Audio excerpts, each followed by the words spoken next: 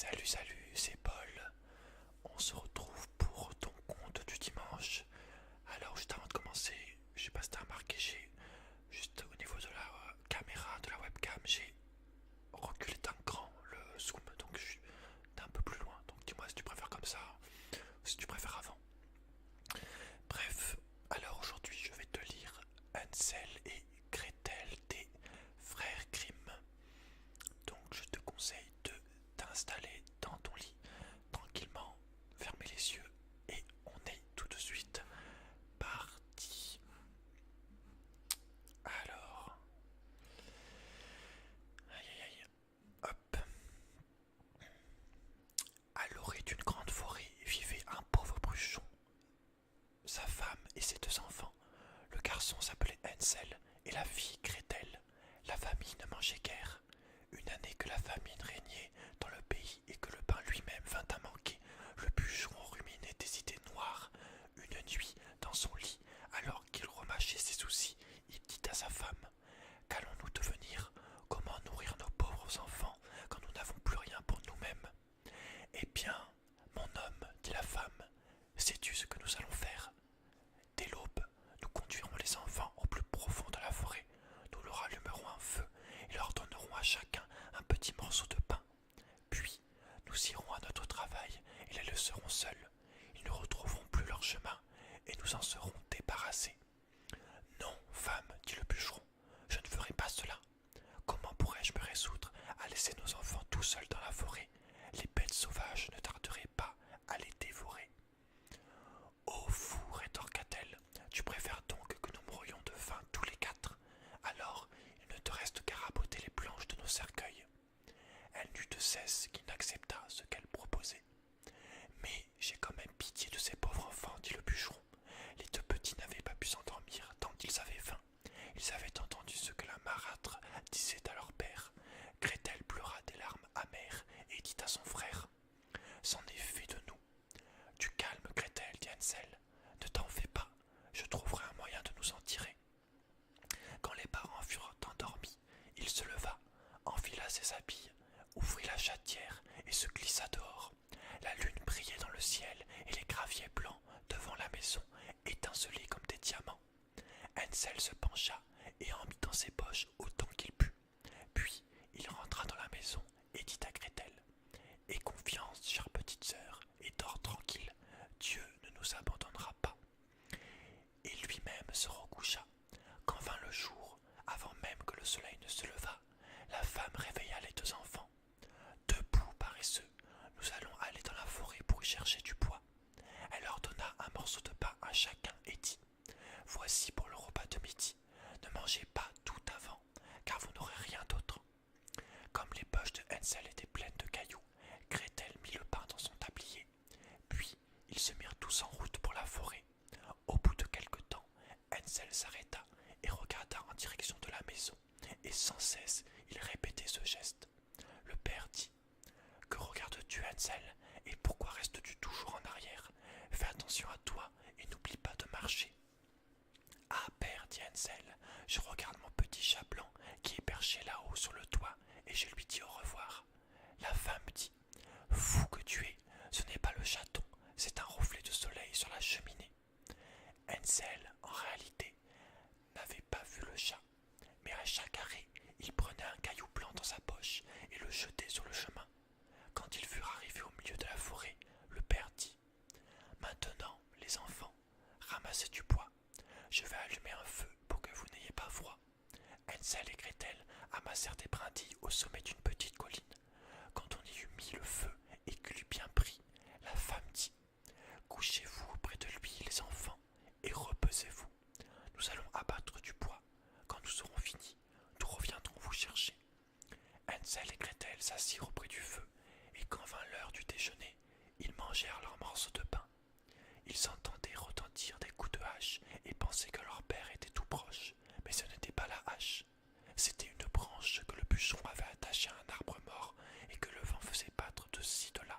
Comme ils étaient assis là depuis des heures, les yeux finirent par leur tomber de fatigue et ils s'endormirent. Quand ils se réveillèrent, il faisait nuit noire. Gretel se mit à pleurer et dit: comment ferons-nous pour sortir de la forêt?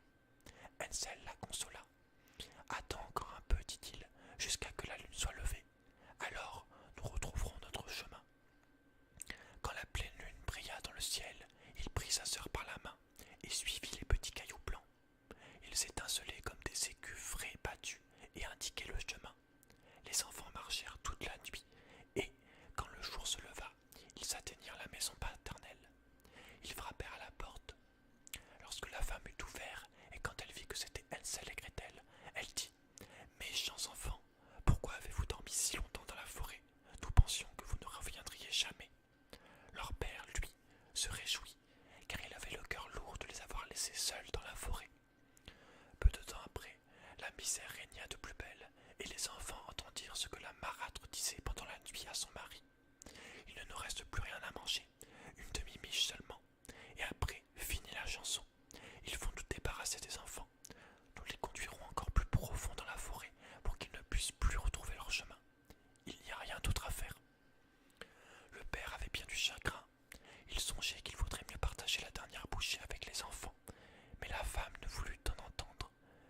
Elle le gourmanda et lui fit 1000 reproches. Qui a dit A doit dire B.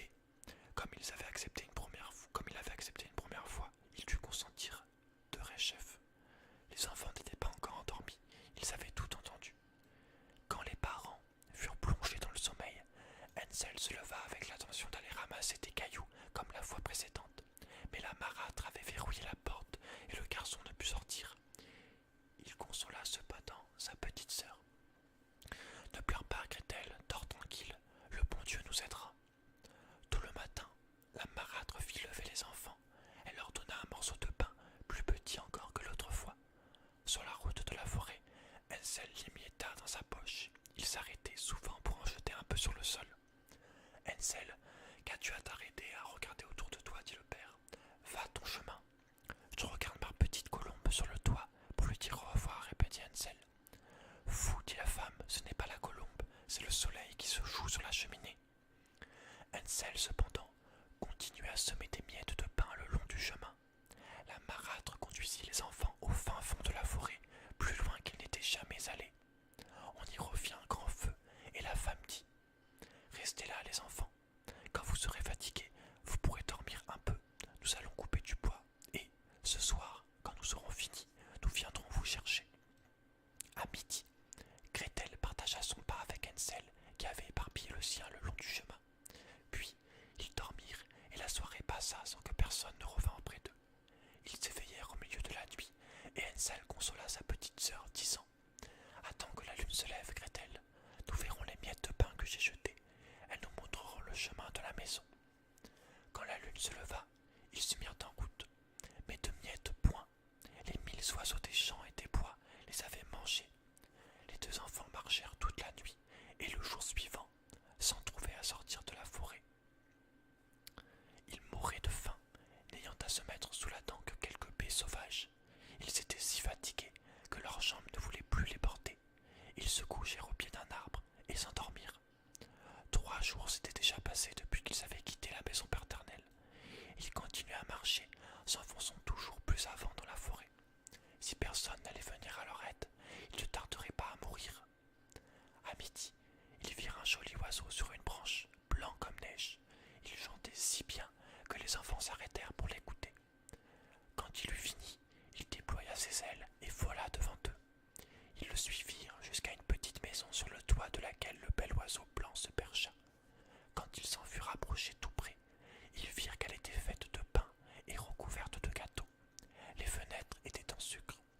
Nous allons nous mettre au travail, dit Hansel, et faire un repas béni de Dieu. Je mangerai un morceau du toit. Ça a l'air bon. Hansel grimpa sur le toit et en arracha un petit morceau pour goûter. Gretel se mit à lécher les carreaux. On entendit alors une voix suave qui venait de la chambre. Langue, langue lèche, qui donc ma maison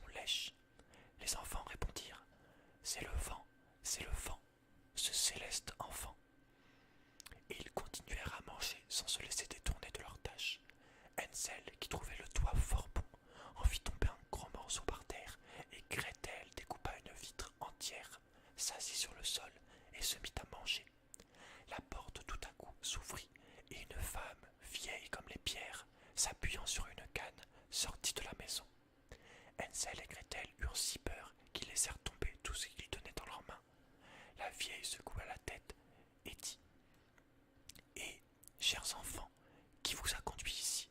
Entrez, venez chez moi, il ne vous sera fait aucun mal. Elle les prit toutes par la main et les fit entrer dans la maisonnette. Elle leur servit un bon repas, du lait et des beignets avec du sucre, des pommes et des noix. Elle prépara ensuite de petits lits. Hansel et Gretel s'y couchèrent. Ils se croyaient au paradis. Mais l'amitié de la vieille n'était qu'apparente. En réalité, c'était une méchante sorcière à l'affût des enfants. Elle n'avait construit la maison de pain que pour les attirer. Quand elle en prenait un, elle le tuait, le faisait cuire et le mangeait. Pour elle, c'était alors jour de fête. La sorcière avait les yeux rouges et elle ne voyait pas très clair, mais elle avait un instinct très sûr, comme les bêtes, et sentait venir de loin les êtres humains. Quand Hansel et Gretel s'étaient approchés de sa demeure, elle avait ri méchamment et dit d'une voix mielleuse: Ceux-là, je les tiens, il ne faudra pas qu'ils m'échappent. À l'aube, avant que les enfants ne soient éveillés, elle se leva. Quand elle les vit qui reposaient si gentiment, avec leurs bonnes joues toutes roses, elle murmura: Quel bon repas je vais faire. Elle attrapa Hansel de sa main rêche, le conduisit dans une petite étable et l'y enferma au verrou. Il eut beau crier, cela ne lui servit à rien. La sorcière s'approcha ensuite de Gretel, la secoua pour la réveiller et s'écria: Debout, paresseuse, va chercher de l'eau et prépare quelque chose de bon à manger pour ton frère. Il est enfermé à l'étable et il faut qu'il engraisse. Quand il sera à point, je le mangerai. Gretel se mit à pleurer, mais cela ne lui servit à rien. Elle fut obligée de faire ce que lui demandait l'ogresse. On prépara pour le pauvre Hansel les plats les plus délicats. Gretel, elle, n'eut droit qu'à des carapaces de crabes. Tous les matins, la vieille se glissait jusqu'à l'écurie et disait: Hansel, tends tes doigts que je vois si tu es assez gros. Mais Hansel tendait un petit os et la sorcière, qui avait de mauvais yeux, ne s'en rendait pas compte. Elle croyait que c'était vraiment le doigt de Hansel et s'étonnait qu'il n'engraissait point. Quand 4 semaines furent passées et que l'enfant était toujours aussi maigre, elle perdit patience et décida de ne pas attendre plus longtemps. Oh là, Gretel, cria-t-elle, dépêche-toi d'apporter de l'eau. Que Hansel soit gras ou maigre, c'est demain que je le tuerai et le mangerai. Ah, comme elle pleurait, la pauvre petite, en charriant ses seaux d'eau, comme les larmes coulaient le long de ses joues. Dieu, bon, aide-nous donc, s'écria-t-elle. Si seulement les bêtes de la forêt nous avaient dévorés, au moins serions-nous morts ensemble. Cesse de te lamenter, dit la vieille, ça ne te servira à rien. De bon matin, Gretel fut chargée de remplir la grande marmite d'eau et d'allumer le feu. Nous allons d'abord faire la pâte, dit la sorcière. J'ai déjà fait chauffer le four et préparé ce qu'il faut. Elle poussa le pauvre Gretel vers le four d'où sortaient de grandes flammes. Faufile-toi dedans, ordonna-t-elle, et vois s'il est assez chaud pour la cuisson. Elle avait l'intention de fermer le four quand la petite y serait pour la faire rôtir. Elle voulait la manger elle aussi, mais Gretel devina son projet et dit: Je ne sais comment faire. Comment entre-t-on dans ce four? Petit doigt, dit la sorcière, l'ouverture est assez grande, vois, je pourrais y entrer moi-même. Et elle y passa la tête. Alors Gretel la poussa vivement dans le four, claqua la porte et mit le verrou. La sorcière se mit à hurler épouvantablement, mais Gretel s'en alla, et cette épouvantable sorcière n'eut plus qu'à rôtir. Gretel, elle, courut aussi vite qu'elle le pouvait chez Hansel. Elle ouvrit la petite étable et dit: Hansel, nous sommes libres. La vieille sorcière est morte. Hansel bondit hors de sa prison, aussi rapide qu'un oiseau dont on vient d'ouvrir la cage. Comme ils étaient heureux, comme ils se prirent par le cou, dansèrent et s'embrassèrent. N'ayant plus rien à craindre, ils pénétrèrent dans la maison de la sorcière. Dans tous les coins, il y avait des caisses pleines de perles et de diamants. C'est encore mieux que mes petits cailloux, dit Hansel, en remplissant ses poches. Moi aussi, je veux en rapporter à la maison. Et elle en mit tant qu'elle put dans son tablier. Maintenant, il nous faut partir, dit Hansel, si nous voulons fuir cette forêt ensorcelée. Au bout de quelques heures, ils arrivèrent sur les bords d'une grande rivière. Nous ne pourrons pas la traverser, dit Hansel. Je ne vois ni passerelle, ni pont. On n'y voit aucune barque non plus, dit Gretel. Mais voici un canard blanc. Si je lui demande, il nous aidera à traverser. Elle cria: Petit canard, nous sommes Hansel et Gretel, Il n'y a ni barque, ni quai, ni pont. Fais-nous passer avant qu'il ne soit trop tard. Le petit canard s'approcha, et Hansel se mit à califourchon sur son dos. Il demanda à sa sœur de prendre place à côté de lui. Non, répondit-elle, ce serait trop lourd pour le canard. Nous traverserons l'un après l'autre. La bonne petite bête les mena ainsi à bon port. Quand ils eurent donc passé l'eau sans dommage, ils s'aperçurent au bout de quelque temps que la forêt leur devenait de plus en plus familière. Finalement, ils virent de loin la maison de leur père. Ils se mirent à courir, se ruèrent dans la chambre de leurs parents et sautèrent au cou de leur père. L'homme n'avait plus eu une seule minute de bonheur depuis qu'ils avaient abandonné ses enfants dans la forêt. Sa femme était morte. Gretel secoua son tablier, et les perles et les diamants roulèrent à travers la chambre. Hansel en sortit d'autres de ses poches par poignées. C'en était fini des soucis. Ils vécurent heureux, tous ensemble. Donc voilà, c'était Hansel et Gretel. J'espère que cette petite lecture t'a relaxé. N'hésite pas à mettre le petit like, le petit commentaire, à t'abonner à la chaîne si tu veux voir les prochaines vidéos.